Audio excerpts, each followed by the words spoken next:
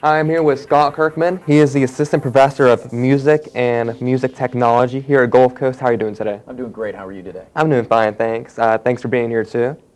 Now tell us a little bit about what the Visual Performing Arts students are doing for the Christmas time season. Well, we do this every year, so it's very much an annual thing for us. It's our holiday concert featuring the concert chorale that I direct and also the Singing Commodores directed by Professor Judy Harrison.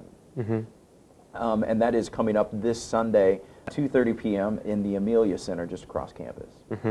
Now tell me a little bit, because I just asked about this earlier, what's the difference between the Singing Commodores and the concert chorale? I get that question a lot. The Singing Commodores is a lot more contemporary. They're made up of a smaller number of students, about 12 to 14, and they have a little flashier costumes, and they sing some more contemporary music, and they sing and dance. And that's the big difference. For the concert chorale, we're up to 34 members this year. We dress much more traditionally, tuxedos. I'll even be in tuxedos with tails. The ladies have nice dresses. That's classy. And it is classy.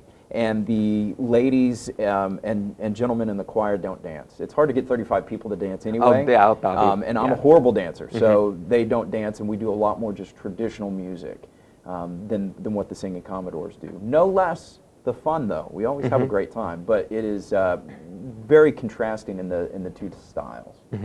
So the concert chorale is more like the traditional choir, and the Singing Commodores kind of like Glee. A little bit Glee-esque. Just a little bit Glee-esque. Absolutely. Yeah, and I like Glee too, so I'll see that then. And also, on a different note, you also wrote the new State College Alma Mater. How did that idea come about? I did. This came about sometime last spring when the college decided they were going to go to a state college. Dr. Curley announced that we would be changing the school name, and they went through the whole process of trying to pick a name. And while that was going on, I mentioned to Dr. Curley that I thought it would be a good idea at the same time as changing the name to come up with a new tradition, which would be to have an alma mater. To my knowledge, we didn't have one. Many schools, many high schools have them, and I thought it was a good piece of music to have for my music students to learn and to kind of incorporate a new tradition into the college. So I mentioned it to him. He was all for the idea, and he kind of let me to myself to write it. I finished it over the summer. Had it set for 4-part choir, which is what I wanted to do in the first place. By the time the faculty came back, I performed it for the faculty and staff right before the students came back. We performed it at all of the campuses for the ribbon cutting ceremonies, and the concert chorale has recorded it, and so it's been given to the athletic department. It's going to be played at all the basketball games, or home games, I should say, for whatever they want to play it for. And I'm going to put you on the spot here. Since many of us haven't heard that alma mater yet, can you sing a stanza of it? Sure. Just a couple lines? Absolutely.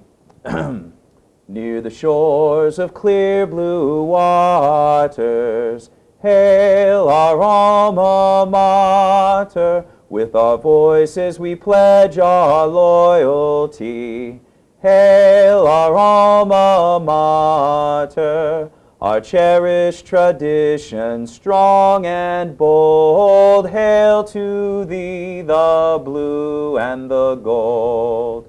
In our hearts and minds there will always be Gulf Coast State College.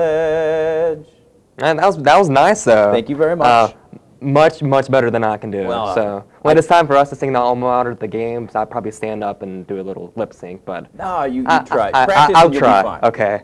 And also on a different note, how could someone find out more about the Gulf Coast Arts? We have our webpage is linked right with Gulf Coast main webpage, gulfcoast.edu/arts. And that will tell you, take you to a page that has our calendar for the semester, what events are going on, how much they cost if there is a cost.